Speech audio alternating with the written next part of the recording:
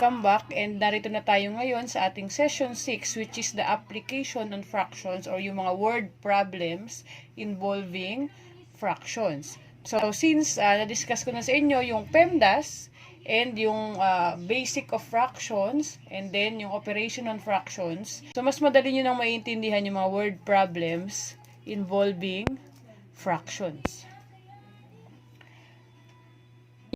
So for our first example, yung problem natin is, a birthday cake was cut into 30 slices.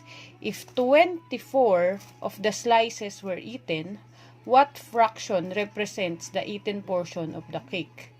And then reduce to lowest term. So based dun sa problem, kapag mga word problems naman, ang mahalaga lang dapat ay intindihin munang mabuti yung problem. So meron daw birthday cake, and then kinat daw yon into 30 equal slices. Ibig sabihin, merong 30 slices ng cake. And then, 24 daw, dun sa slices na 30 ay nakain or nakain na. So, paano daw natin i-represent yung ating scenario into fraction? And then, i-reduce and then i-reduce to lowest term.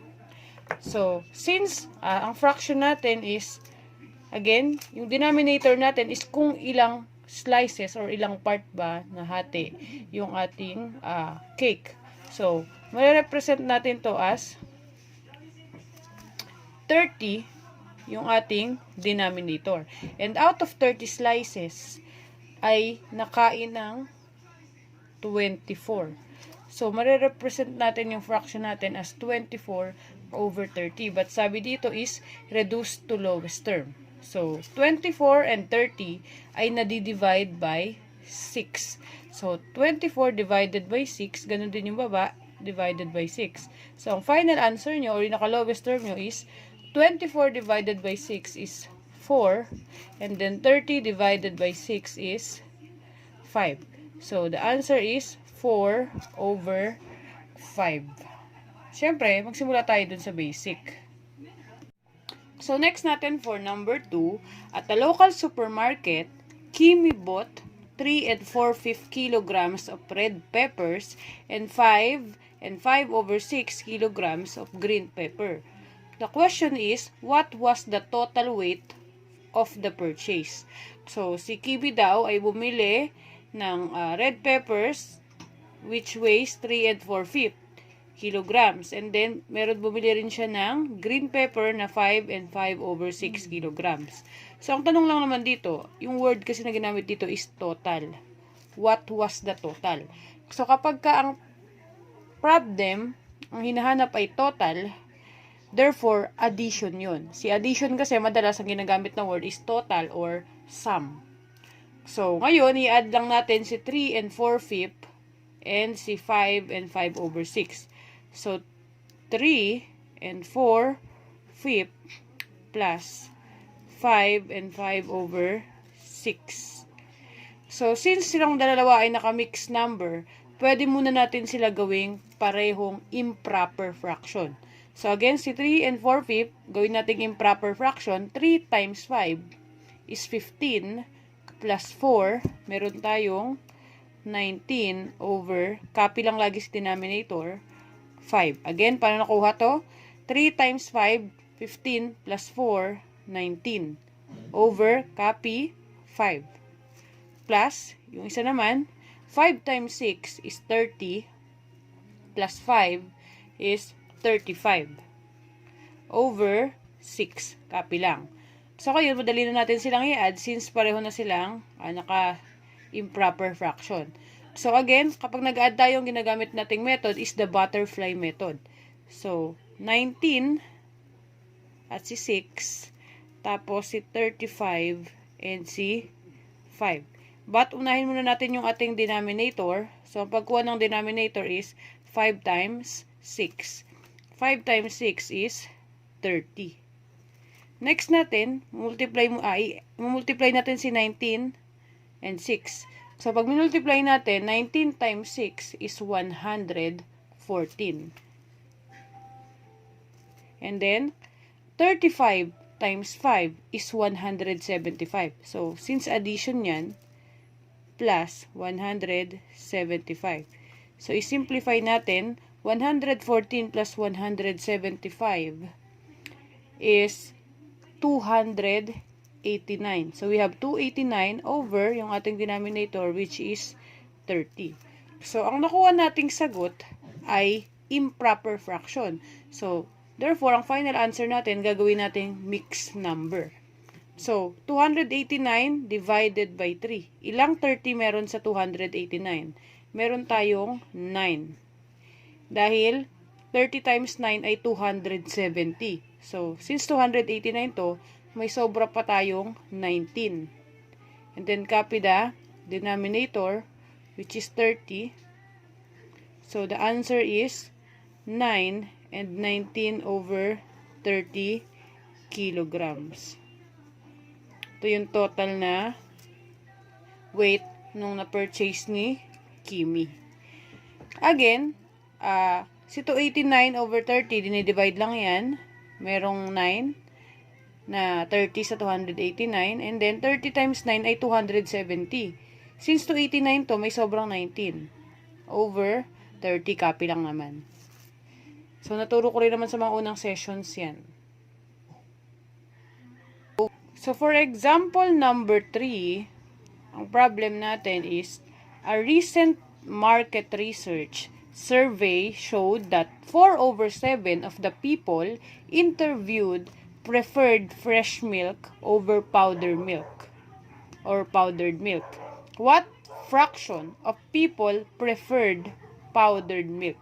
So, meron daw research at nagpapakita sa pinakita ng research na yung mga tao daw ay mas prefer yung fresh milk. So, nakuha nilang data is 4/7 daw ng tao doon sa market na gusto yung fresh milk over powder milk is 4/7.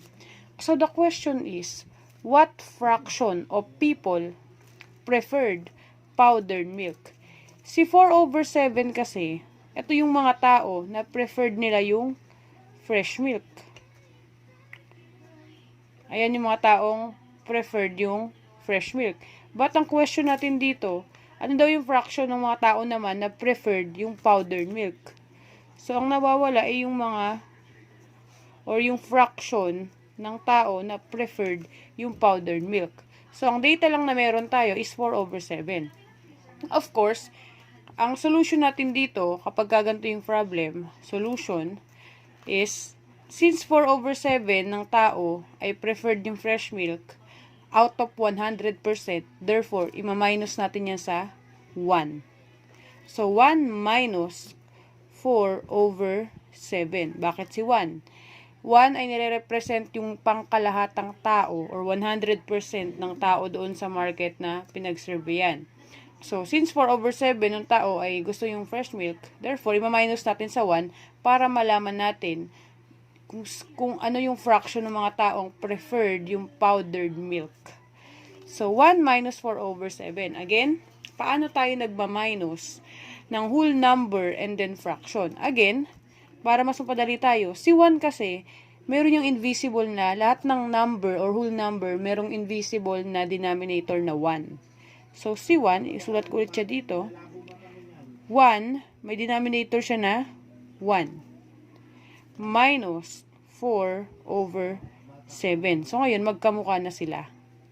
Pwede na natin gamitan ng butterfly method.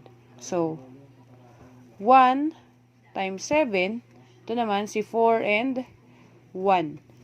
Kunin muna natin si denominator. 1 times 7 is 7. Next, itong taas, 1 times 7 ay 7.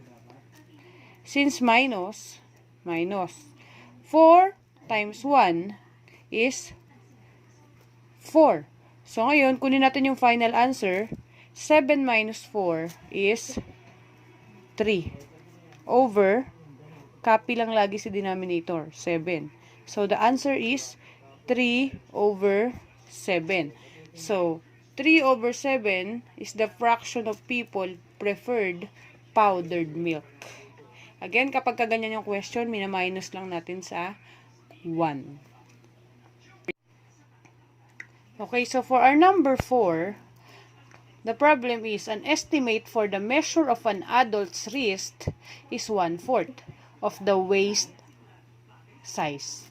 If Soledad has 32-inch waist, estimate the size of her wrist. So, ano ba yung wrist natin? Ito, yung ilalagyan ng bracelet or ng relo. So, sabi sa study daw na ang estimate daw na sukat ng ating wrist or ng adult's wrist ay 1/4 daw ng size ng waist natin or yung bewang natin. So, si Soledad daw, ang size ng kanyang bewang ay 32-inch waist. So, ngayon, the question is, or hanapin natin, pinapa-estimate yung size ng kanyang wrist. Based dun sa given na 1/4 daw ng waist size yung ating wrist. So, since ang given natin is 1/4 and 32, kapag kaganto yung given, ang gagawin nating operation or gagamitin nating operation is multiplication. So, ang solution dyan is 1/4 times 32. So, paano tayo nag-multiply ng fraction sa whole number?